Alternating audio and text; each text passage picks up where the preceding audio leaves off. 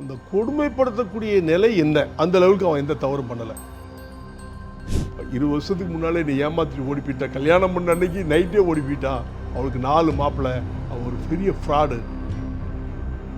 சிபிஐல கொடுத்தா சரியாயிருமா? சிபிஐ ஒண்ணுமே செய்யாதுங்க. நான் இப்ப சொல்றேன், காசு கொடுக்காம வாங்கின ஓட்டு தான் 2,08,000 ஓட்டு. நல்லா புரிஞ்சுக்கங்க. அப்போ எனக்குன்னு ஒரு ஓட்டு பேங்க் இருக்குல்ல. நான் ஜாதி வெறியன் தான். எல்லா சமுதாயம் என்னை ஏற்றுக்கிட்டாங்க, எல்லா சமுதாயம் வரவேற்பு கொடுத்தாங்க.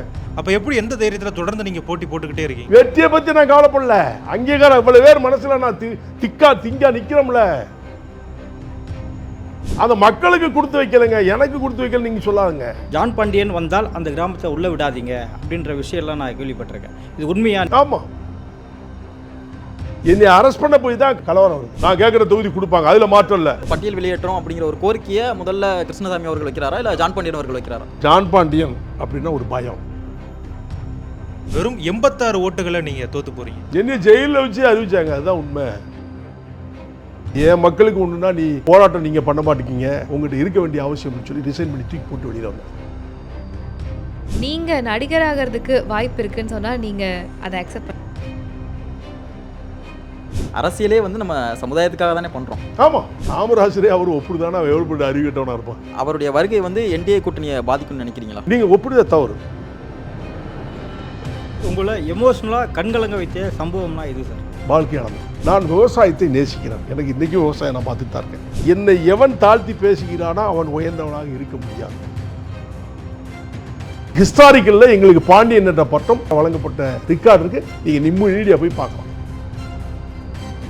மூடவே கூட தீ வச்சு காலி பண்ணிட்டு எத்தனை ஏழை மாணவர்களுக்கு இலவசமாக கல்வியை வந்து பாருங்க.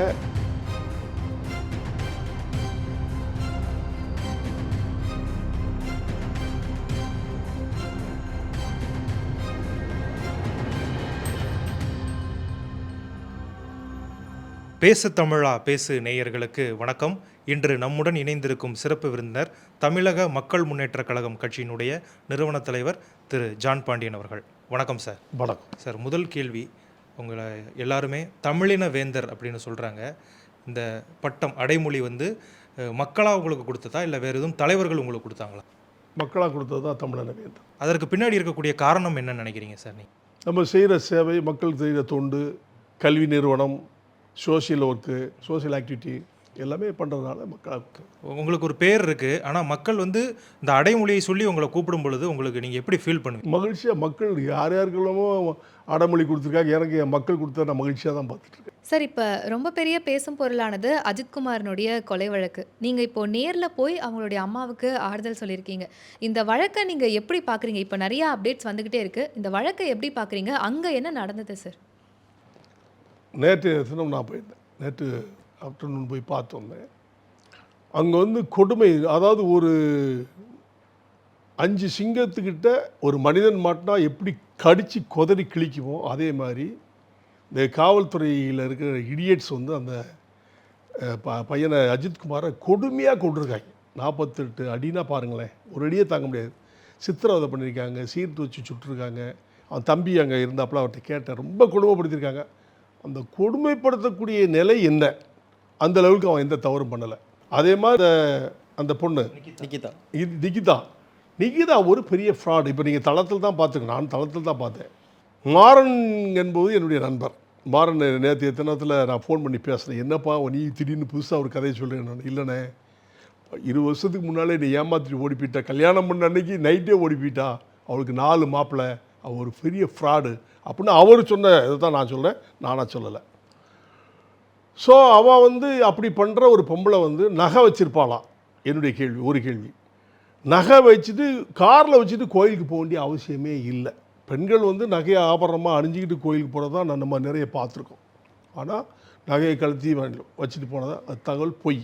ஏன்னா அங்கே நான் விசாரிக்கும் பொழுது அவங்க அம்மாவை வண்டியில் வச்சு தள்ளுறதுக்கு இவங்ககிட்ட பேசியிருக்கான், அந்த பையன்கிட்ட அஜித்திட்ட பேசியிருக்காங்க.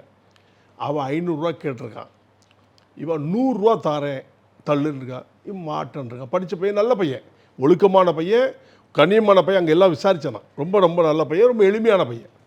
முடியான்னு இருக்கான். நான் கோயிலுக்கு போயிட்டு வந்து இன்னொருத்தரை கூப்பிட்டு போயிட்டு வந்திருக்காங்க, போயிட்டு வந்து நான் பார்த்துக்கிறேன்னு சொல்லிட்டு வரும்போது வச்சுட்டு போயிருக்காப்புல. வந்த உடனே பொய்யான வழக்கு, இவன் வந்து யாருக்கு பேசினா என்னங்கெல்லாம் தெரியாது, போலீஸ்காரங்க கூட்டு போய் அவ்வளோ கொடுமைப்படுத்தி கொண்டுட்டாங்க. நான் கேட்குறேன், ஒரு அதிகாரிகிட்ட அந்த அம்மா பேசியிருந்துச்சுன்னு சொன்னால் அந்த அதிகாரி யார்கிட்ட அந்த அம்மா பேசிச்சு, எந்த அதிகாரி இந்த காவல்துறை அந்த 4-5 பேருக்கு இன்ஸ்ட்ரக்ஷன் கொடுத்தாங்க, அந்த அதிகாரியை ஏன் கைது பண்ணலை? கைது பண்ணால் சேனல் மாதிரி நிறைய பேர் உள்ள வரணும். இந்த பொம்பளையை ஒன்று அவள் தானே அக்யூஸ்டு, அந்த பொம்பளையை ஏன் கைது? யாரால் இந்த கொலை நடக்கப்பட்டது?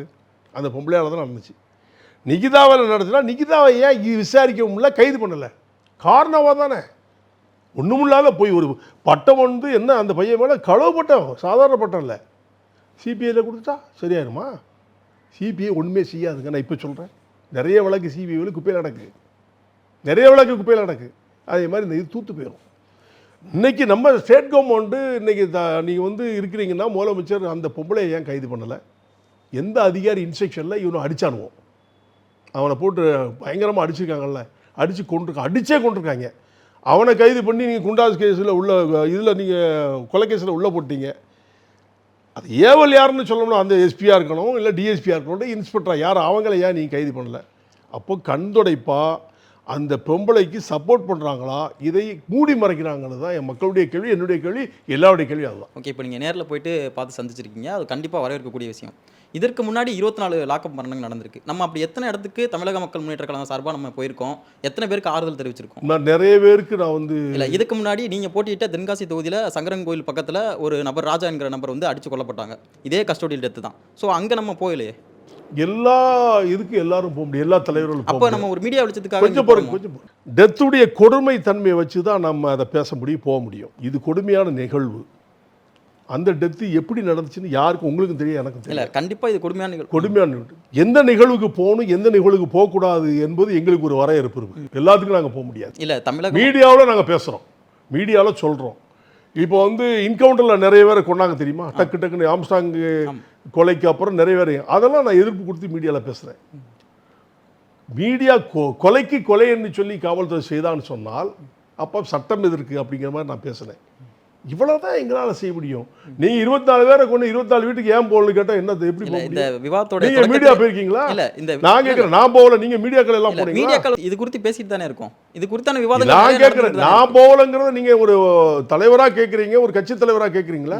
இல்லை, இந்த 24 கொலை நடந்திருக்கு, 24 கொலைக்கு மீடியா புறம் போனீங்களா?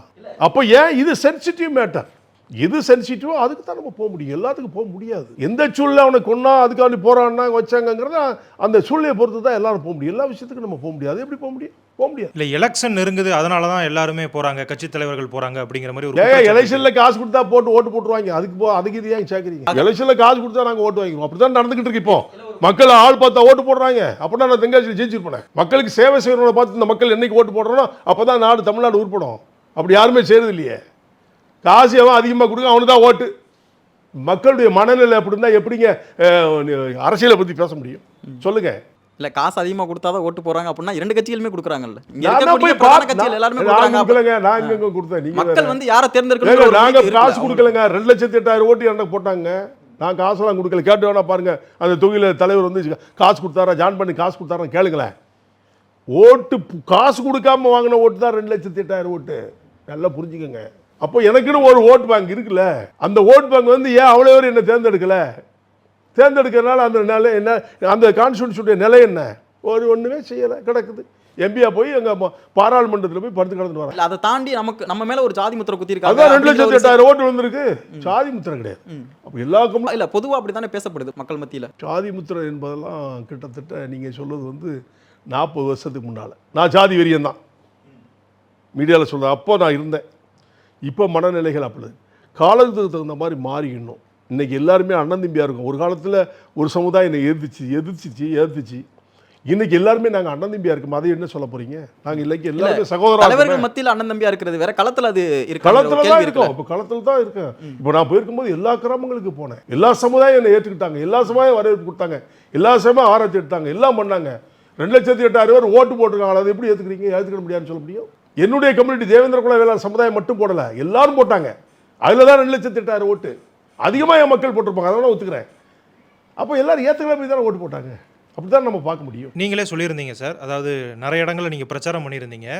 நீங்கள் வந்து ஓபிஎஸ் அவர்களுக்காக பிரச்சாரம் பண்ணீங்க, டிடிவி தினகரன் உங்களுக்காக பிரச்சாரம் பண்ணார் இந்த தேர்தலில்.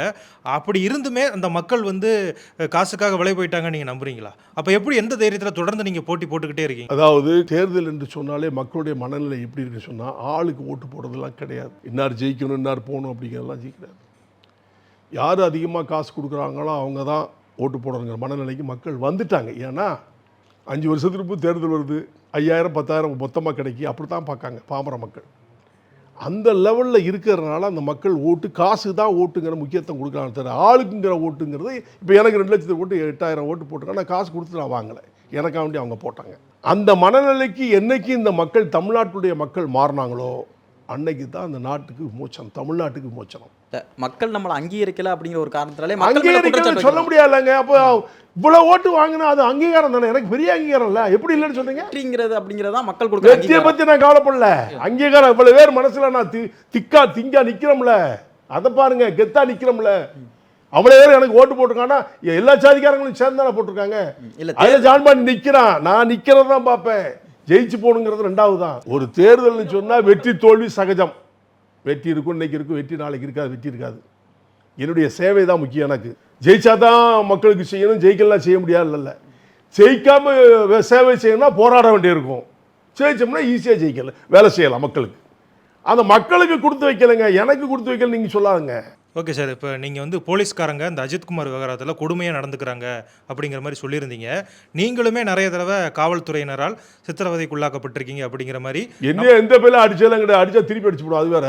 அதாவது உங்களுக்கு வந்து மன உளைச்சல் கொடுத்த மன உளைச்சல் பண்ணி பொய் வழக்குகள் போட்டாங்க, அப்படி சொல்லுங்க. அதான் அதை பொய் பற்றி வழக்குலாம் கணக்கு கிடையாது. உங்க ஊர்ல கூட தான் பொய் வழக்கு போட்டாங்க, கண்ணாமண்ணான்னு போட்டாங்க. நீதிமன்றமே தப்பு பண்ணிச்சங்க. காவல்துறை இல்ல சாட்சி இல்லாம தண்டனை கொடுத்தான அந்த நீதிபதிக்கு என்ன தண்டனை கொடுக்கறது? இது வரைக்கும் என்ன சட்டத்தில் எந்த வச்சிருக்கானோ?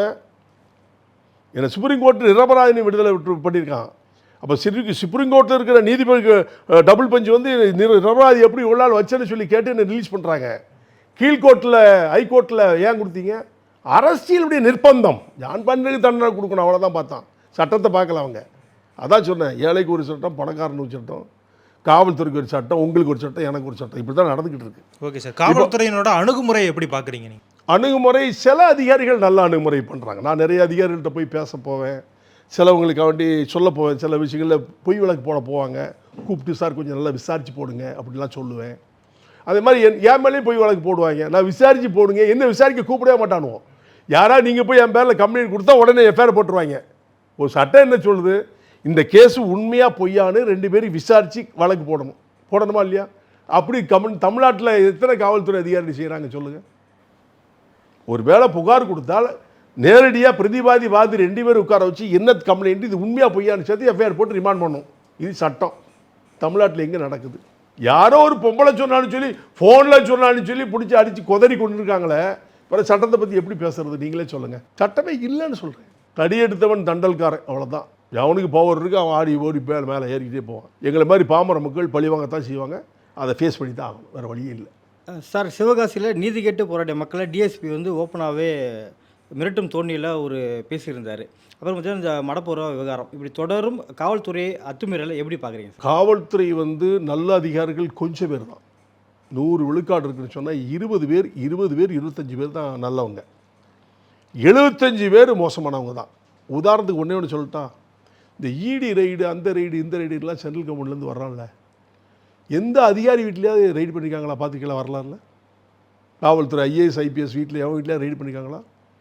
இந்தியாவோட கடம்புறம் அடைக்கணும், அத்தனை பேர் ஐபிஎஸ் ஐஏஎஸ் அதிகாரி வீட்டில் ரைடு பண்ண சொல்லுங்களா பார்ப்போம். எது தடுக்குது? ஏன்னா நாளைக்கு இவங்களை ரைடு பண்ண வேலை செய்ய மாட்டான், அவங்க அண்டர்ஸ்டேக் பண்ணுவாங்க. அப்போ இவங்களை பார்த்து அரசே பயப்படுதில்ல. நீ நானும் பாவம் சாதாரண பிரச்சனை என்ன பண்ண முடியும்? அடிமையாகித்தானே போகணும். இதான் காவல்துறை வந்து தவறு பண்ணுது, முழுமையாக தவறு பண்ணுது.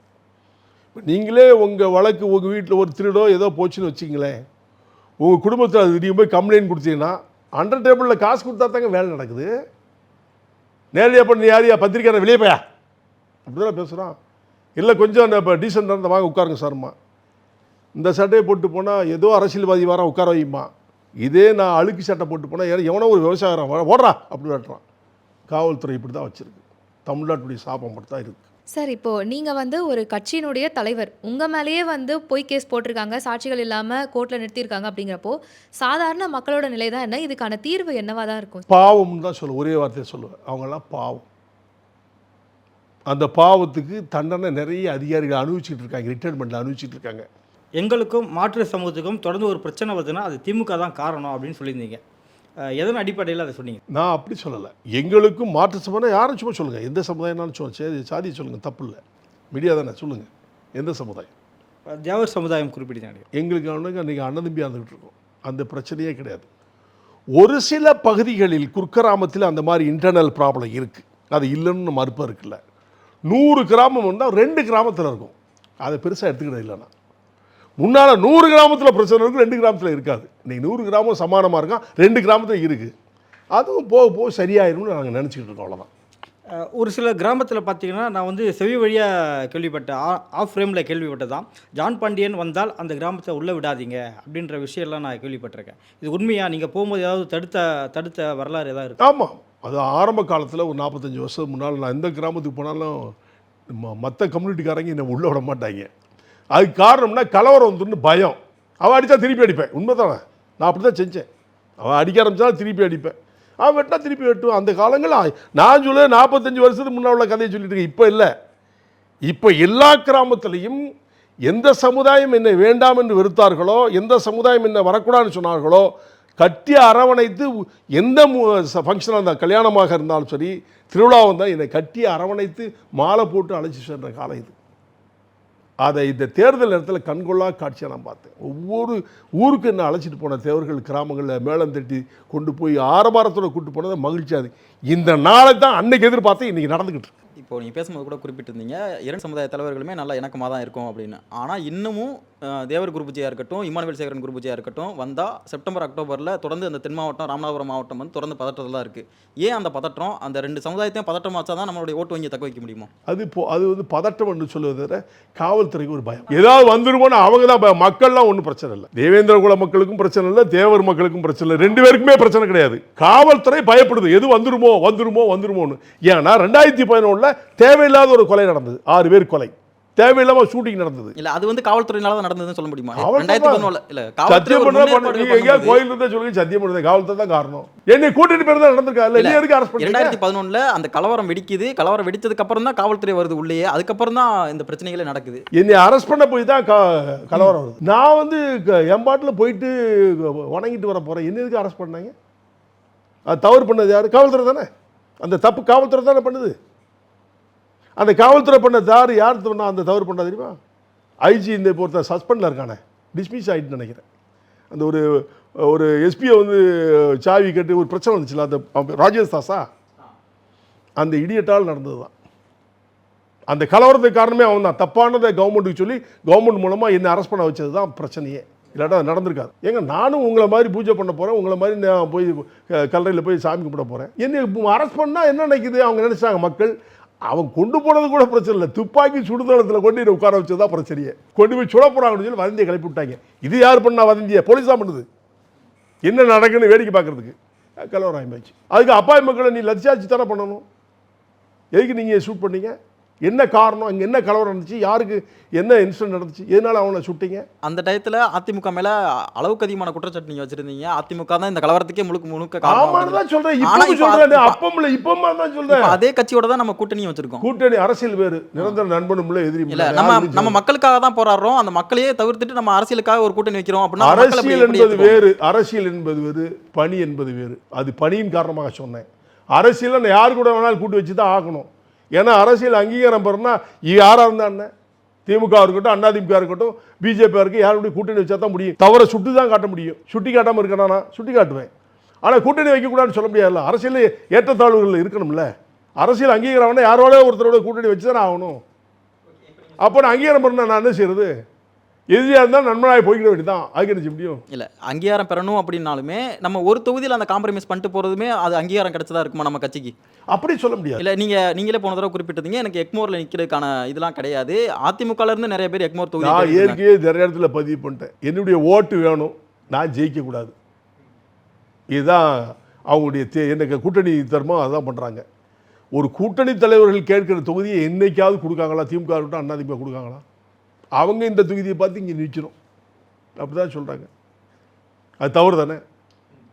நாங்கள் தான் கேட்டுக்கிட்டு கூட்டணியில் எங்களை வந்து ரெக்கக்னைஸ் பண்ணிக்கங்க, ஜெயிச்சிட்டோம்னா எங்களை வந்து மந்திரி சபையில் எங்களை வைங்கன்னு சொல்லி 40 வருஷமாக கேட்டுருக்கோம். எந்த கூட்டணியே தமிழ்நாட்டில் திராவிட கட்சிகள் சேர்த்துருக்கு?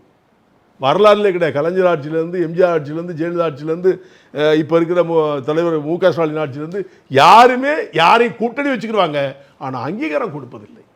அந்த நிலைமை இப்போ மாறும் நினைக்கிறீங்களா சார்? 2026 ஜான் பாண்டியன் அவர்கள் எந்த தொகுதி கேட்குறாரோ அந்த தொகுதியை உங்களுடைய அது கண்டிப்பாக நடக்கும். நான் கேட்குற தொகுதி கொடுப்பாங்க, அதில் மாற்றம் இல்லை. எந்த தொகுதி கேட்கலான்னு இருக்கீங்க? அது பார்ப்போம், தேர்தல் நேரத்தில் முடிவு எடுக்கணும். இப்போ சொல்ல முடியாது இல்லையா? இல்லை சார், ஏங்க தமிழ்நாடு போகிற நம்ம தொகுதி எங்கே வேணாலும் கேட்பேன். அது எப்படி இப்போ சொல்ல முடியும்? அந்த தான் சொல்லுவேன். இப்போ பழைய பேட்டியில் சொல்லியிருந்தீங்க ஸ்ரீவில்லிபுத்தூர், சங்கரங்கோயில், ஒட்டப்பிடாரம்லாம் கேட்டேன் அப்படின்னு.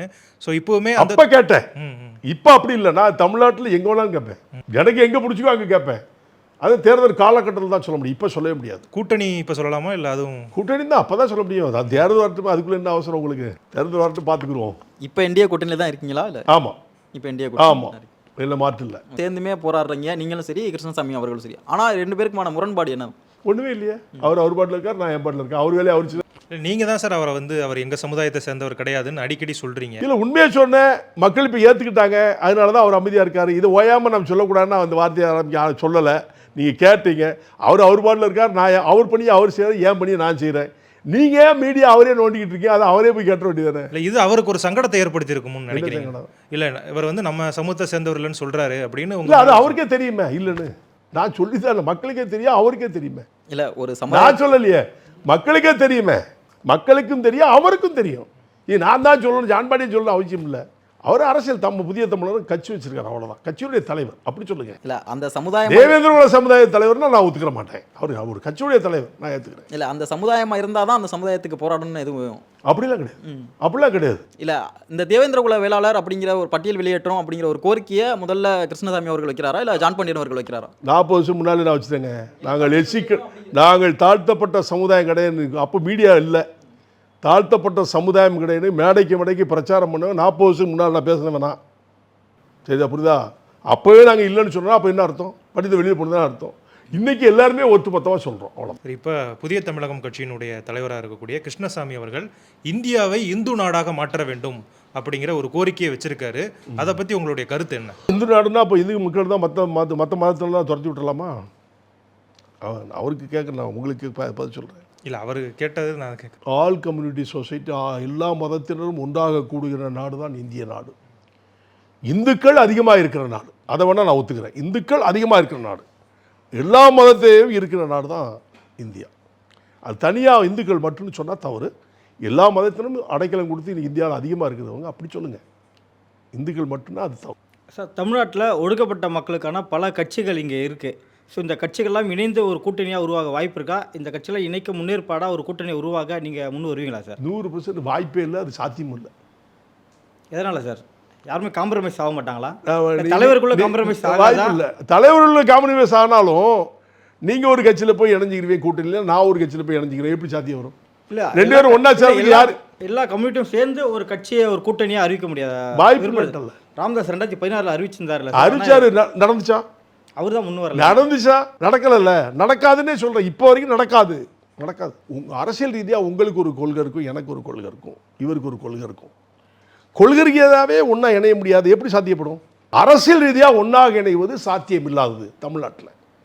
தெளிவாகவே சொல்கிறேன், வாய்ப்பே இல்லை. அப்படியே சேர்ந்தாலும் திராவிட கட்சியில் இணைய விடாது. சார், உங்களுடைய கட்சி துவங்கி இது வந்து 25வது ஆண்டுகள் ஆயிருச்சு. 25 ஆண்டுகள் ஆயிருச்சு. நீங்கள் வந்து அதுக்கு முன்னாடியே மக்களுக்காக போராட ஆரம்பிச்சிட்டீங்க. அதுக்கு முன்னால் வந்து சமுதாய மக்களுக்காக. அப்போ வந்து தேவேந்திர குல மக்கள் தான், அகில இந்திய தேவேந்திர குல சங்க தலைவராக இருந்தேன். அப்போ சமுதாயம் 2000 தான் கட்சி ஆரம்பித்து 6 மாதத்தில் எலெக்ஷனில் நின்றேன். டிஎம்கேட அலைன்ஸ் வச்சு 25 ஆண்டு அரசியல் கட்சி ஆரம்பிச்சு. ஓகே சார், உங்களுக்கு பிறகு ஒடுக்கப்பட்ட மக்களுக்காக போராடின நிறைய பேர் வந்து பார்த்தீங்க அப்படின்னா அவங்க கட்சி மிகப்பெரிய அளவில் வளர்ந்துருச்சு. உதாரணத்துக்கு விடுதலை சிறுத்தைகள் எடுத்துக்கோமே, அவங்களும் அவருக்கு வந்து நீங்களாம் முன்னோடி அப்படின்னு சொல்லலாம். அவங்களுக்கு முன்னாடியே போராட ஆரம்பிச்சிங்க இல்லைன்னு சொல்ல முடியும். ஆனால் அவர் வந்து இப்போ வந்து 4 எம்எல்ஏ 2 எம்பி வச்சிருக்காரு. அந்த அளவுக்கு நம்ம கட்சி வளரலை அப்படின்னு உங்களுக்கு ஏதாவது மன வருத்தம் இருக்கா? ஒரு பார்வை நல்லா புரிஞ்சுக்கங்க. ஜான் பாண்டியன் அப்படின்னா ஒரு பயம், அந்த பார்வை தான் அவங்கள நமக்கு வளர்ச்சி தடுத்துச்சு. இப்போ அது இல்லை. இப்போ அந்த பயம் போயிருச்சுன்னு நினைக்கிறீங்க? ஆமாம், நிச்சயமாக.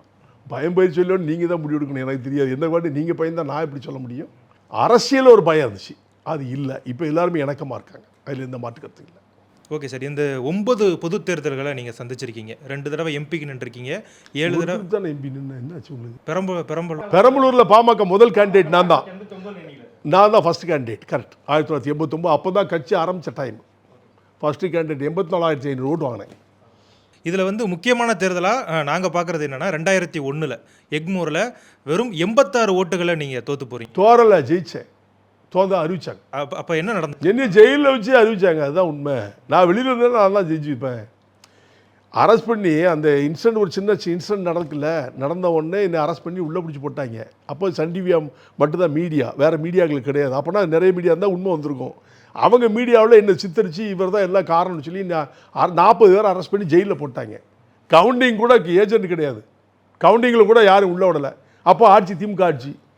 புரியுதா உங்களுக்கு? ஃபஸ்ட்டு டிவியில் நான் ஜெயிலிருந்து பார்க்குறேன், வெற்றி பெற்றார்னு போடுறான். ஒரு 5 நிமிஷம் கழிச்சு தோல்வி விட்டார்னு போடுறான். ஜெயிச்சது நான் தான். அதுக்கு திமுகவுக்கும் தெரியும், திமுக தலைவர்களுக்கும் தலைமைக்கும் தெரியும். இதை வரவிடமாக தடுத்துட்டாங்க, அதான் உண்மை. Okay sir. இன்றைக்கி பாமக வந்து ஒரு இக்கட்டான சூழ்நிலையில் இருக்குது. நீங்கள் பாமகவை பற்றி பேசுகிறதுக்கு தகுதியான நபர். இந்த பிரச்சனைக்கு யார் காரணம்னு நினைக்கிறீங்க? இந்த பிரச்சனை எதை நோக்கி போய் முடியும்னு நினைக்கிறீங்க?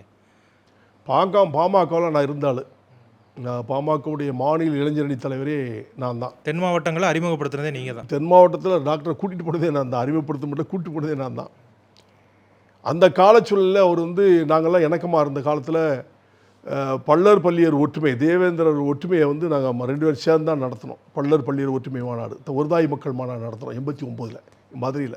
கட்சி ஆரம்பித்த உடனே 88 எனக்கு திருமணம் ஆச்சு. 88 அவருடைய தலைமையில் தான் நான் திருமணம் பண்ணேன். அப்படி இருக்கிற காலகட்டத்தில் அவருடைய மேடைக்கு அவர் சொன்னது நல்லா புரிஞ்சுக்கங்க, நானோ என் குடும்பமோ என்னை சார்ந்தவர்களோ யாரும் சட்டமன்றத்திலேயோ பாராளுமன்றத்திலேயோ நான் மிதிக்க மாட்டேன், நல்லா வச்சுக்கோங்க. அப்படி மீறினால் நடு முச்சந்தில விட்டு என்னை சவுக்கால் அடிங்கள், செருப்பால் அடிங்கள் 2 சொன்னார். அது எனக்கு பிடிச்சிது. ஃபஸ்ட்லேயே எங்களுக்குள்ள ஒரு கருத்து வேறுபாடு வந்த காரணம் பரமக்குடி துப்பாக்கி சூடு. பனையூருங்கிற கிராமத்தில் பண்ருட்டியாரும் நானும் செலத்திறக்க போகும்போது, பண்ருட்டியார் வந்து ஷூட்டிங் நடக்கும்போது நாங்கள் நேராக போகிற ஷூட் நடக்கு.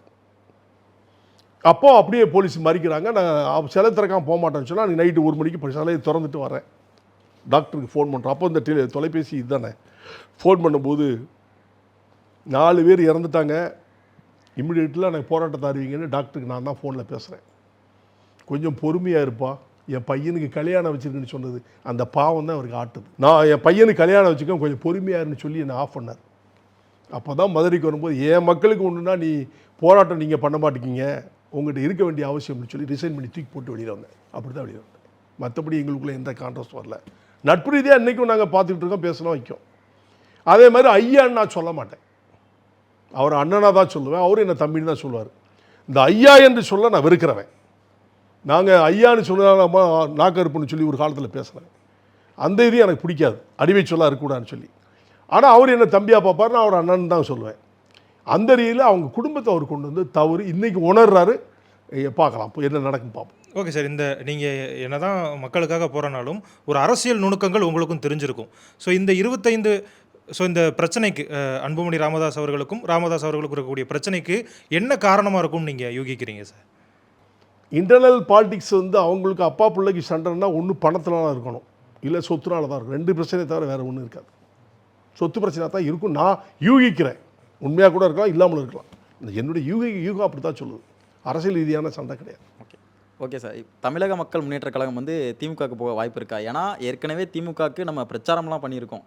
ஸோ அப்படி இருக்கும்போது தமிழக மக்கள் முன்னேற்ற கழகம் வந்து திமுக கூட்டணிக்கு போக இப்போதைக்கு சொல்வதற்கு வாய்ப்பு இல்லை. இப்போதைக்கு சொல்ல முடியாது. தேர்தல் காலகட்டத்தில் நான் முடிவெடுப்பேன். அப்படியான ஒரு ஐடியாவும் இருக்கலாம். அது இப்போ சொல்ல முடியாதுல்ல. அதான் தேர்தல் காலகட்டத்தை சொல்கிறேன். நான் தெளிவாகவே சொல்லிட்டேன், எங்களுக்கு யார் அங்கீகாரம் கொடுக்கின்றார்களோ அவரோடு இணைய போகிறேன்னு சொல்லி. திமுக இருந்தால் திமுக போவேன், ஏடிஎம்கே இருந்தால் ஏடிஎம்கே போவேன், பிஜேபி இருந்தால் பிஜேபி கூட்டணி. ஆனால் அரசியலில் எப்படி வேணாலும் இருக்கலாம்ல, யார் கூட வேணாலும் சேரலாம்ல. அதானே நிரந்தர எதிரி கிடையாது, நண்பன் கிடையாது தானே. எனக்கு என்ன திமுக எதிரியா, அண்ணா திமுக எதிரியா? இல்லை, நான் 2 பேர் கூட யார் கூட சேருவேன்ல.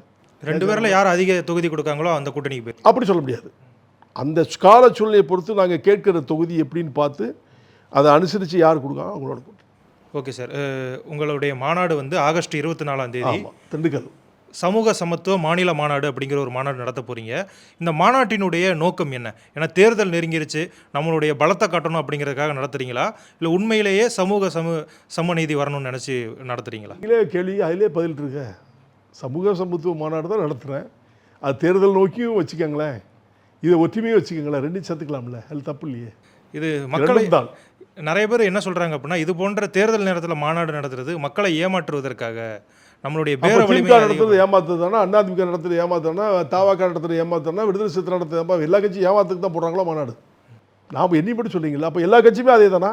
அவங்கள ஏமாத்த நினைச்ச மாதிரி நீங்கள் நினச்சிங்கன்னா அப்படி வச்சுக்கோங்க, இல்லை எல்லாம் அவங்க பொதுவாக மக்களுக்கு அப்படி செய்யலாம் அதே நினச்சிக்கோங்க. நீங்கள் உங்கள் மனசில் எப்படி நினைக்க அப்படி நினச்சிக்கலாம். முன்னாள் அரசியல் தலைவர்கள் நிறைய பேர் கூட உங்களுக்கு வந்து நட்பு இருந்திருக்கு. குறிப்பாக சொல்லணும்னா எம்ஜிஆர் உங்களுக்கு ஒரு துப்பாக்கியை பரிசாக கொடுத்தாரு அப்படிங்கிற மாதிரி நீங்கள் நான் சொல்லியிருக்கீங்க. கேட்டேன் கொடுத்தாரு, நான் கேட்க வேண்டியது அந்த நேரத்தில் என் மூளை அதுதான் வேலை செஞ்சது. துப்பாக்கி கேட்டால் கொடுத்தாரு, இல்லைன்னு சொல்லலையே. எம்ஜிஆருக்கும் உங்களுக்கும் இருக்கக்கூடிய அந்த நட்பை பற்றி சொல்ல முடியுமா? நான் அவருடைய ஃபேன். நான் சிறு வயதிலிருந்து எம்ஜிஆர் ரசிகன் சொன்னால் எம்ஜிஆர் படம்னா எந்த தேட்டர்னாலும் எனக்கு தேட்டர் திறந்துடும். அது வேறு, எனக்கு டிக்கெட் கூட வாங்க மாட்டாங்க அந்த காலத்தில். தேட்டரில் போய் உட்காந்தேன்னா என்ன போனேன்னா நான் எப்பவும் 10-20 படை சொல்ல தான் போவேன், உட்காருவேன்.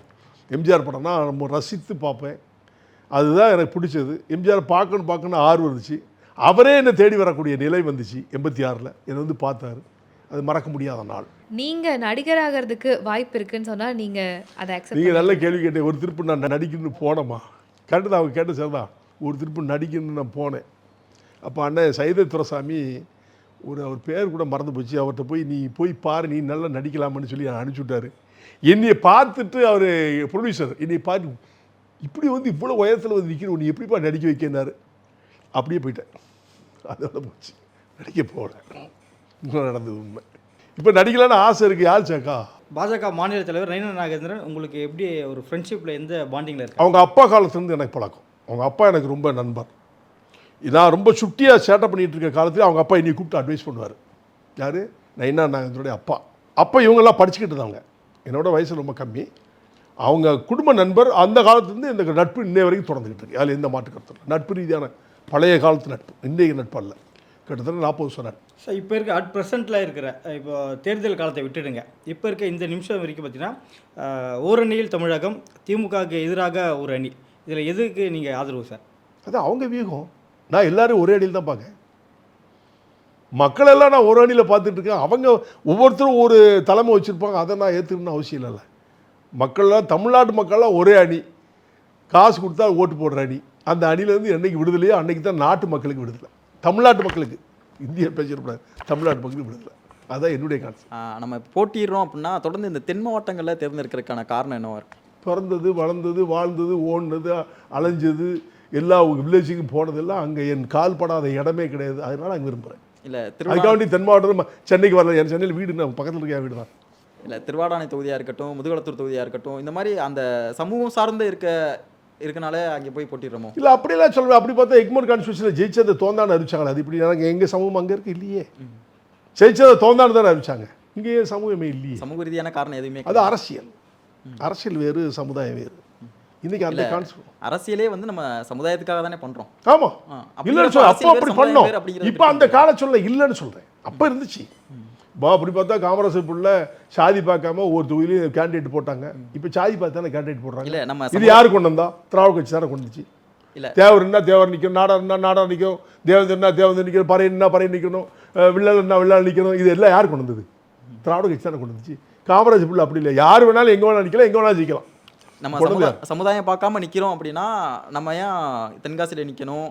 இதே ஒரு பொது தொகுதி வேற தொகுதி நின்றுருக்கலாமே. பொது தொகுதி கொடுக்க சொல்லுங்க. எந்த கூட்டத்தில் சேரணும்னா இல்லை எல்லாரும் பிரசலாம் சேர்ந்து இவருக்கு இந்த தொகுதி கொடுன்னு சொல்லுங்க, கொடுப்பாங்க, பார்த்துருவோம், நின்றுவோம். நம்ம அட்டன் சொல்லுங்க, நான் ரெடியாக தான் இருக்கேன். அவங்க கொடுத்து நிற்க வைக்கணும்ல. அப்படி இருக்க ஒரு கூட்டணி ஒரு கொள்கை கூட்டணியாக இருக்க முடியும், நம்ம கூட நல்லா இணக்கமாக இருக்க முடியும். பொது தொகுதியில் நிற்க நாங்கள் தயாராக இருக்க. கொடுக்கணும்லாங்க, கொடுக்க மாட்டேங்காங்களே. நாங்கள் கேட்கத்தான் செய்கிறோம். ஒவ்வொரு பங்கும் கேட்க பொது தொகுதி தான் கேட்போம் ஃபஸ்ட்டு, ரெண்டாவது தான் கான்ஸ்டியூன்சி கேட்போம். ஆனால் அவங்க கொடுக்க மாட்டேங்காங்களே. அதுக்கு நான் என்ன செய்யறது? ஏற்றுக்கிற பக்குவம் இல்லை, சரியா? அதனால் நிற்கல. விஜய் அவர்கள் வந்து புதுசாக அரசியல் கட்சி ஆரம்பித்து 1 வருஷம் கடந்துருச்சு. நீங்கள் எம்ஜிஆர் காலத்தில் அந்த அப்போ இருக்கக்கூடிய சூழலை பார்த்துருப்பீங்க. இப்போ விஜயை வந்து நிறைய பேர் அடுத்த எம்ஜிஆர்னு சொல்கிறாங்க, அடுத்த காமராஜர், இளைய காமராஜர் அப்படிலாம் சொல்கிறாங்க. அவரை வந்து புகழ்ந்து சொல்கிறாங்கல்ல, இதுக்கெல்லாம் அவர் ஏற்ற நபராக நினைக்கிறீங்களா? அவருடைய அரசியல் எதிர்காலம் எப்படி இருக்கும்? தமிழில் நம்ம தமிழ்நாட்டை பொறுத்த மட்டும் தமிழில் வாழ் வீசுகிறவன் நிறைய பேர் நம்ம ஆள். காமராஜரே அவர் ஒப்புடு தானே அவன் எவ்வளோ அறிவிட்டவனாக இருப்பான். கருவில் கூட கல்யாணமே அவங்க அப்பா அம்மாவுக்கு ஆகியிருக்காது, கரு கூட கொஞ்சம் வச்சுக்க மாட்டான். இந்த மாதிரி தவறாத முன் உதாரணங்கள் சொன்னான். வளரட்டும், வரட்டும், வாழட்டும், ஓட்டு போட்டு ஜெயிச்சு முதலமைச்சர் கூட ஆகட்டும், அது மக்களுடைய முடிவு. நம்ம நீங்களான்னு முடிவு எடுக்க முடியாது. புதுசாக கட்சி ஆரம்பிச்சிருக்காரு, ஒரு வருஷம் மையம் ஆரம்பித்த உடனே நீங்கள் மீடியாலாம் ஒட்டு மொத்தமாக மையம் முன்னால் போனீங்க. கமல்ஹாசன் அப்படி வந்துடுவார், இப்படி வந்துடுவார், பூரா அப்படி தூக்கி போட்டீங்க, பொத்துன்னு கிளை போட்டீங்க, முடிஞ்சு போச்சு.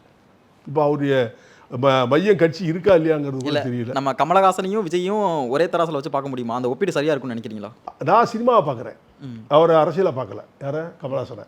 இவரையும் நான் அரசியலை பார்க்கல, சினிமாவை தான் பார்த்தேன். ஒருவேளை விஜயோடைய வருகை வந்து என்டிஏ கூட்டணியோ இல்லை இளைஞர்களோ இருக்கிறனால பாதிக்கும் அப்படிங்கிறனால நம்ம அது சொல்ல முடியாது. பாதிக்கணும் அரசியலில் வந்து அதனால விஜயை விமர்சிக்கிறோமோன்னு கேட்க. விமர்சிக்கல, விமர்சிக்கலையே. யார் வேணாலும் வரலாம். வந்தோரை வாழ வைக்கும் தமிழ்நாடு. யார் வேணும் வரலாம், யார் வேணாலும் போகலாம். அந்த காலச்சூழலில் யார் ஆட்சியில் உட்காரணும், யார் உட்காரக்கூடாது என்பது மக்கள் தான் முடிவெடுக்கணும். விஜய் ஒருவேளை பணம் ஒரு ஓட்டுக்கு 20,000 1 லட்சம் கொடுத்தோம்னா அதுக்கு வாய்ப்பு இருக்குது. பணம் கொடுத்தா வாய்ப்பு இருக்குது, இல்லாட்ட பரிதாபம் தான். அவருடைய வருகை வந்து என்டிஏ கூட்டணியை பாதிக்கும்னு நினைக்கிறீங்களா? என்டிஏ கூட்டணிக்கு பாதிக்கும் எப்படி சொல்ல முடியும்? இல்ல பொதுவா எப்படி சொல்றீங்க? ஒரு தேர்தலில் ஜெயிக்கணும் அப்படின்னா ஆன்டி இன்கம்பன்சி ஓட்டு வந்து எதிர்க்கட்சிக்கு விழுந்தா மட்டும் தான் ஜெயிக்க முடியும். அந்த ஆன்டி இன்கம்பன்சி ஓட்டு நாலாவதா ஒரு கட்சி வரும்போது அப்படிதான் சீமான் சகோதரர் சீமான் இருக்கார்ல, இல்ல ஒரு புதிய கட்சியை தானே எதிர்நோக்கி போவாங்க மக்கள். நீங்கள் நாளைக்கு கட்சி ஆரம்பிங்க, உங்க பின்னால நாங்க வந்துடுறோம். இல்ல இளம் தலைமுறையில சொல்றீங்க கட்சி ஆரம்பிச்சிருக்கிறாரு, இப்பதான் ஆரம்பிச்சிருக்காரு, 1 வருஷம் கூட ஆகல. கட்டி 2 வருடங்கள் ஆயிடுச்சு. 2 வருடங்கள் ஆயிடுச்சு. 2 வருஷம் ஆயிடுச்சு. 2 வருஷம் ஆயிடுச்சு. அவருடைய பணி, மக்கள் பணி என்ன? மீடியாவில் பேசுறது. எந்த கிராமத்துக்கு போயிருக்காரு? எத்தனை கிராமம் அவருக்கு தெரியும்? நான் கிட்டத்தட்ட மாறும் தட்டி சொல்ல 5 லட்சம் கிராமம். ஜெயலலிதா அவர்கள் எத்தனை பத்திரிகையாளர் சந்திப்பு நடத்திருப்பாங்கன்னு நினைக்கிறீங்க? ஜெயலலிதா அவர்கள் எத்தனை பத்திரிகையாளர் சந்திப்பு நடத்திருப்பாங்க? அவங்க அரசியல் வேற, இவங்க அரசியல் வேற. நல்ல ஜெயலலிதாவையும் அவங்க நீங்க ஒப்பிடல, நீங்க ஒப்பிடுத தவறு. இல்ல அந்த அம்மாவையும் இவரையும் ஒன்றா சேர்க்கக்கூடாது. அவங்களுடைய இது வேற, என்டாலி டிஃப்ரெண்ட். அவங்களுடைய இதுக்கும் இவங்களையும் சேர்க்க அப்படி பேசுறாங்க, ஒப்பிட்டு பேசுறாங்க. இல்ல ஒப்பிட்டு பேசும்போது நாகரிகம் வேணும். இல்ல ஒப்பீடு கிடையாது. பத்திரிகையாளர் சந்திப்பு தான் மக்கள்கிட்ட போயிட்டு கருத்தை எதிரொலிக்கும்னு நினைக்கிறீங்களா? களத்துல அதான் எதிரொலிக்கும். அப்படிதான் அவங்க நினைச்சிட்டு இருக்காங்கன்னு சொல்றேன். ஃபீல்டு ஒர்க்கு இல்லைன்னு சொல்றேன். நான் அதைத்தான் சொல்ல வந்தேன். எத்தனை கிராமங்கள் போயிருப்பாங்க, எத்தனை வில்லேஜ் தெரியும். தென் மாவட்டங்கள்லாம் அவர் வந்ததே கிடையாது. சினிமாவை பார்த்து இன்னைக்கு எல்லாருமே பொண்ணு சங்கம் வச்சுருந்தாங்க, அதை வச்சு வந்துட்டாங்க. அது அவ்வளோதான். வில்லேஜில் படுற மக்களுடைய வேதனையும், வில்லேஜில் இருக்கிற கொடுமைகள், வில்லேஜில் நடக்கிற ஏழை எளிய மக்களுடைய நிலைமைகளை பற்றி புரிந்து நடந்துக்கிட்டாரா இல்லையானா கிடையாது. அதை தெரிஞ்சுக்கிட்டது டாக்டர் ராமதாஸ், ஜான் பாண்டியன், டாக்டர் கிருஷ்ணசாமி, இப்பேற்பட்ட தலைவர்கள்லாம் விடுதலை சிறுத்தை திருமாவளவன். எங்களுக்கெல்லாம் கிராமங்களில் என்னென்ன நடக்குது ஒரு இன்ச்சு போய் இன்ச்சாக சொல்ல முடியும், சொல்ல தெரியும். கலைஞர், எம்ஜிஆர், ஜெயலலிதா அவங்களெலாம் சொல்ல முடியும். நீங்கள் நேற்று வந்து ஆரம்பிச்சுட்டு நான் நாளைக்கே முதலமைச்சராக போகிறேன்னு சொல்லி கனவுல மிதக்குது அவங்கவுங்க சொந்த விருப்பம். அதை வச்சு நான் வந்துடுவேன்னு சொல்றது தவறு. மக்கள் தான் முடிவு எடுக்கணும், நீங்களாலும் முடிவு எடுக்க முடியாது. இல்ல அரசியல்ல சீனியர் தான் ஜொலிக்கணும் அப்படிங்கிற ஒரு நியதி எதுவும் இருக்கு. வரட்டும், சந்தோஷம். அவர் வந்தால் நான் மகிழ்ச்சி தான். வரட்டும். மக்கள் தீர்மானம் பண்ணுறது, மக்கள் தான் தீர்மானம் பண்ணணும். சீனியர் ஜூனியர் பார்ப்போம்ல, மக்கள் முடிவு எடுக்கணும்ல. அனுபவம் என்பது ஒன்று உண்டு இல்லை. அனுபவம் இருந்தவங்க தானே வர முடியும். அனுபவம் இல்லாமல் எப்படி வர முடியும் சொல்லுங்களேன்? அனுபவம் இல்லாமல் எப்படி வர முடியும்? நீங்கள் நாளைக்கு ஒரு கட்சி ஆரம்பிச்சு நீங்கள் வந்துட முடியுமா? அனுபவமே இல்லை உங்களுக்கு, வந்துடுவீங்களா? அனுபவம் இல்லாமல் இப்போ வந்திருக்கிறாரு, அனுபவிச்சு வரட்டுமே. சார் ஒரு திருக்குறள் சொல்ல முடியுமா சார்? என்ன திருக்குறள் சொல்லணும்? இது வந்தாலும் ஓகே சார். உங்களுக்கு பிடிச்சது எதுக்கு சொல்லணும்னு சொல்லுங்கள், எதுக்காக கேட்கீங்க? இல்லை முதல்வர் ஸ்டாலின் அவர்கள் பார்த்தீங்கன்னா முயற்சியின்மை இளமையை புகுத்தி விடும் அப்படின்னு சொல்லிட்டு ஒருத்தரை பற்றி அதிகமாக கிரிட்டிசைஸ் பண்ண வேண்டாம்னு நினைக்கிறேன். ஏன்னா அவருடைய பாடி வீக்னஸ் இருக்கலாம், நெரோ வீக்னஸாக இருக்கலாம், நோய்களாக இருக்கலாம், அவருடைய உடல்நிலையை பொறுத்து இருக்கலாம். அது மாறுறது வந்து நீங்களும் மாறலாம், நானும் மாறலாம். சாதாரண வார்த்தைகளாக இருந்தால் பரவாயில்ல. திருக்குறளில் இது போல் இலக்கியங்களை மேற்கோள் காட்டும் போது அந்த உளறல் வருதே சார். அது தவறு தான், அது அவர் திருத்திக்கணும், அவ்வளோதான் சொல்ல முடியும். ஏன்னா அவர் தவறு தான், அப்படி சொன்னால் தவறு, அதான் அவர் தான் திருத்திக்கணும். அது நிறைய விஷயங்களில் அவர் டக்கு டக்குன்னு அதாவது எமோஷனில் பேசுகிறார், அது தவறு. நிதானம் இல்லாமல். கலைஞர் பாருங்க, இறக்கு வரை எந்த இதையும் மாறி பேச மாட்டார். அவருடைய தமிழ் அப்படி இருக்கும். புரியுதா உங்களுக்கு? அம்மையார் ஜெயலலிதா பாருங்கள், அவருடைய தமிழ் அப்படி இருக்கும், மாறலை. இவர் மாறுறான்னு காரணம் வந்து சில உடல்நிலை சரியில்லைங்கிறது தான் நாங்கள் கேள்விப்பட்டதை வச்சு சொல்கிறோம். அதனால் அதை நம்ம கிரிட்டிசைஸ் பண்ணால் சரியாக. சமுதாய கட்சி தலைவர்கள் தொடர்ந்து திமுகவில் டார்கெட் பண்ணிட்டு வராங்க அப்படின்னு ஒரு டாக் இருக்குது சார். லாஸ்ட் இயர் பார்த்தீங்கன்னா ஆம்ஸ்ட்ராங், இப்போ பார்த்தீங்கன்னா ஜெகன்மூர்த்தி ஸோ அப்படின்ற ஒரு டாக் போயிட்டுருக்கு. இது உண்மையா சார்? இது எப்படி பார்க்குறீங்க? அரசியலில் வந்து ஒரு தாழ்த்தப்பட்ட சமுதாயத்தை அடிமைப்படுத்த வேண்டும் நினைக்கின்றது உண்மை இல்லை என்று சொல்வதற்கில்லை. எதுக்காக சொல்கிறேன்னு சொன்னால் 40 எம்எல்ஏ கான்ஸ்டுவன்சியில் ஜெயிக்கிறான். 239 தொகுதியில் 40 தொகுதி எஸ்சி கான்ஸ்டுவன்சி. அந்த எஸ்சி கான்ஸ்டுவன்சியில் இருக்கிற 40 தொகுதியில் இருக்கிற சட்டமன்ற உறுப்பினருக்கு அங்கீகாரம் கொடுப்பதே கிடையாது. எந்த கட்சியும், திராவிட கட்சிகள் கொடுத்ததும் கிடையாது, கொடுக்க போகிறதும் கிடையாது. அதனால ஒரு மக்கள் மனநிலை அப்படி இருக்குது. இப்போ ஜெகன்மூர்த்தியாக இருக்கட்டும், விடுதலை புரட்சியாக ஆம்ஸ்ட்ராங்காக இருக்கட்டும், ஆம்ஸ்ட்ராங்கை வந்து படுகொலை வந்து கண்டிக்க தகுந்தது. இன்றைக்கி கூட அந்த இதுக்கு போயிட்டு வந்தேன், நினைவேஞ்சலுக்கு போயிட்டு வந்தேன். தவறு செய்தவர்கள் யாராக இருந்தாலும் தண்டிக்கப்பட வேண்டும் என்று, தவறு செய்தாமலே என்னை தண்டனை கொடுத்ததெல்லாம் நான் வேதனையை நிறைய இடத்துல மீட்டிங்கில் பேசியிருக்கேன். நீதிபதியை கண்டனமே கொடுத்துருக்கேன். அவனை அசிங்கமாகவே பேசிக்கேன், நீதிபதியெல்லாம் பேசிக்கேன். சட்டமே தெரியாமல் முட்டாள் மாதிரி பணம் வாங்கிட்டு உட்காருங்க நீதிபதிகள் நிறைய பேர் நம்ம பார்க்குறோம்.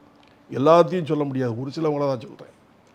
அப்படி இருக்கிற காலகட்டத்தில் இந்த மக்கள் வளர்ச்சி அடையணும்னா தன்னால் தான் வளர்ச்சி அடையுமே தவிர இன்னொரு அரசியலால் வளர்ச்சி அடைய முடியாது. இதுதான் உண்மை. சார், உங்களை எமோஷ்னலாக கண்கலங்க வைத்த சம்பவம்னா இது சார்?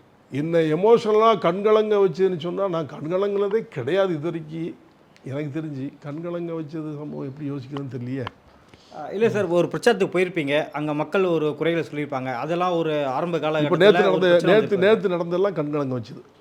அஜித்குமார். அஜித்குமாருடைய கொலை கண்கலங்க வச்சுது. இதே மாதிரி நிறைய சம்பவத்தை சொல்லணும். பரமக்குள்ள துப்பாக்கி சூடு கண்கலங்க வச்சுது. இந்த மாதிரி நிறைய சம்பவங்கள் நான் கண்ணால் பார்த்துருக்கேன், நிறைய இடத்துல பார்த்துருக்கேன், நிறைய சம்பவங்கள் நடந்திருக்கு. நான் ஃபீல்டில் இருக்கிற காலங்களில் அப்படி நிறைய சம்பவங்கள் நான் சொல்ல முடியும். மோடியில் ஒரு பெரிய கலவரமே வந்துச்சு, அது கண்கலங்க வச்சுது. இப்படி நிறைய என்னால் சொல்ல முடியும். சார், பரமக்குடி துப்பாக்கி ஷூட்டிங் கண்கலங்க வச்சுது. தேவேந்திர குல வேளாளர் மக்கள் சமூகத்திலே பார்த்தீங்கன்னா பல இயக்கங்கள், பல கட்சிகள் இருக்கிறதுக்கு என்ன காரணம் சார்? நான் சந்தோஷப்படுறேன். ஏன் நீங்க தெரியுமா? இருக்கீங்க. ஏன் பேசாமே கிடந்தா இன்னைக்காவது எஸ் ஆர் பேசுறேன். பாண்டியன் அவர் ஒரு இயக்கத்தை ஆரம்பிச்சிருக்காரு. புதிய தமிழகம் கிருஷ்ணசாமி சார் வச்சிருக்காரு, நீங்கள் ஒன்று வச்சிருக்கீங்க. அப்புறம் இது இல்லாமல் இன்னும் ஒரு சிலர்லாம் வச்சிருக்காங்க. பசுபதி பாண்டியன் அவங்க மகள் இப்போ தொடர்ந்து வழி நடத்திட்டு வராங்க. ஸோ இப்போ பல பேர் இதெல்லாம் பண்ணிட்டு வராங்க சார். இது வந்து உங்களுக்கு ஒரு பாதிப்பை ஏற்படுத்தாதா? சந்தோஷமா இருக்கிறேன். ஏன்னா இன்னைக்கு பேச கற்றுக் கொடுத்த நான் தானே, எல்லாம் பேசட்டுமே, வளரட்டுமே, மகிழ்ச்சி தானே. ஆனால் பல பிரிவுகளாக வளர்றாங்கல்ல, அதை நம்ம ஏற்றுக்கிறதுனால தப்பு இல்லை. எனக்கு ஒன்றும் பிரச்சனை இல்லை. உங்களை போட்டியாளராக நினைக்கிறாங்களே சார்? நான் இல்லை, என்னைய போட்டியாளர் நினைக்கல, அவங்களுக்குள்ளே போட்டி போட்டுக்கிட்டு இருக்காங்க, நான் பார்த்துக்கிட்டு இருக்கேன். இல்லை, 2 பேருக்கும் ஒரே தொகுதியில் நின்னா அது மனசங்கடம் தானே சார்? இல்லையே, அரசியலில் யார் வேணாலும் எங்கே வேணாலும் நிற்கலாமா? எப்படி சங்கடம்? எப்படி சொல்கிறீங்க சொல்லுங்கள்? அவர் நின்னது அதிமுகவில் ரெட்டலையில், நான் நின்னது பிஜேபியில் தாமரையில். 2 பேரும் அலைன்ஸில் இருந்தோம். அவர் அதிமுக ஒரே தொகுதி தானே சார்? அதில் என்ன தவறுன்னு கேட்குறேன். உங்கள் சமுதாய மக்கள் தானே பிளவுபட்டு போய் நிற்கிறாங்க. மற்ற கம்யூனிட்டி ஓட்டு போட்டு தானே, நான் நம்ம சமுதாயம் மட்டும் போடல, எல்லாம் போட்டாங்கல்ல. அதை வாய்ப்பாக பயன்படுத்தக்கூடாதா? ஏன் அவர் ஜெயிச்சா நான் வேண்டான்னு சொல்ல போகிறேன், நான் ஜெயிச்சா அவர் வேண்டான்னு சொல்ல முடியுமா? மக்கள் மனநிலை எல்லாரும் ஒட்டுமொத்தமாக போட மாட்டாங்கல்ல. பிரச்சாரத்தில் என்ன சொன்னாங்க தெரியுமா? நீ ஓட்டு போடலாம் 1000 ரூபா திருப்பி வாங்கிக்கணும்னு சொல்லி பிரச்சாரம் பண்ணாங்க. இதுக்கு நான் எங்கே போய் சொல்கிறது? இந்த 1000 ரூபா அரசு கொடுக்குது, இந்த துட்டை திருப்பி வாங்கினு சொல்லி ரூலிங் பார்ட்டி திமுக கட்சிக்காரங்க பூரா பிரச்சாரம் பண்ணால் அது பாபர மக்கள் ஐயோ 1000 ரூபாய் போயிருமான்னு சொல்லிட்டு ஓட்டு போட்டோம். அப்படி இருக்க தான் செய்தாங்க. என்ன செய்ய முடியும்? அறியாத மக்கள் இன்னும் இருக்காங்க. ஓகே சார், உங்களை மாதிரி ஒரு சமுதாயத்துக்காக போராடக்கூடிய தலைவர்களை நோக்கி ஒரு குற்றச்சாட்டு வைக்கப்படுது.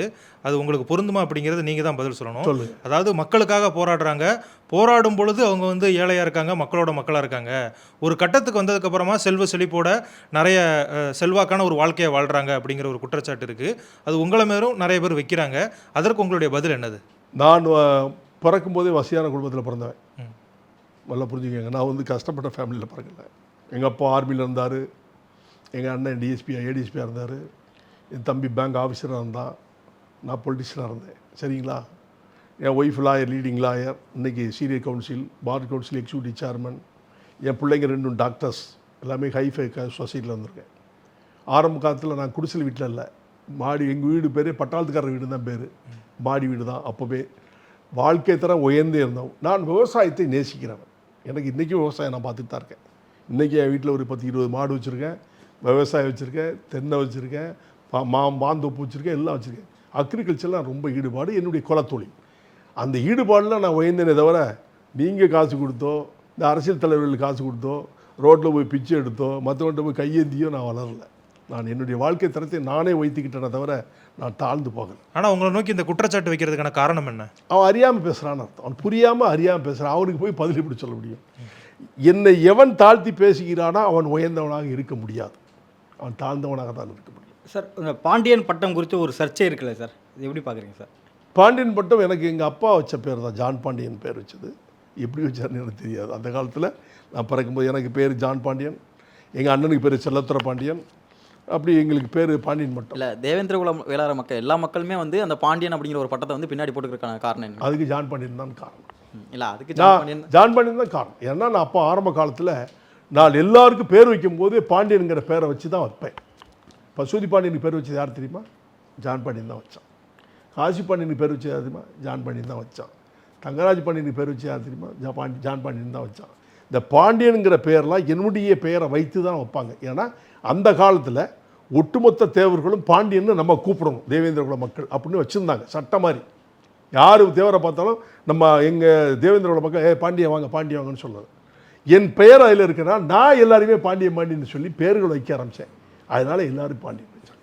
அப்படி தான் பாண்டியன்கிற பட்டம் அடைஞ்சு. ஆனால் உண்மையிலே ஹிஸ்டாரிக்கலில் எங்களுக்கு பாண்டியன் என்ற பட்டம் திருவாங்கூர் மகாராஜா சன்னிதானத்தில் கோர்ட்டு மூலமாக பாண்டியன் என்ற பட்டம் இன்னைக்கு வரையறுக்கப்பட்டு செங்கோட்டையில் ஒரு கிராமத்தில் பாண்டியர் பட்டம் வழங்கப்பட்ட ரெக்கார்டு இருக்குது.